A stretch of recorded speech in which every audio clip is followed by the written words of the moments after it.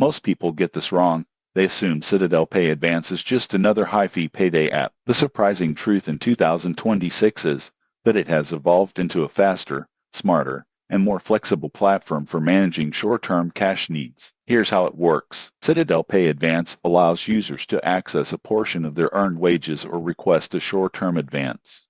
Funds often arrive within hours, making it perfect for urgent bills, car repairs, or unexpected medical expenses. What sets it apart is its clear repayment schedule. Users know exactly how much to repay and when, reducing the risk of late fees or surprise charges. Another key feature is its budgeting support. The app provides reminders, tracks repayment progress, and even offers insights into your spending patterns. This makes Citadel Pay Advance more than just a cash advance app. It's a mini financial assistant for short-term planning. The downside? Overuse can get expensive. Relying on advances for everyday spending can lead to fees stacking up.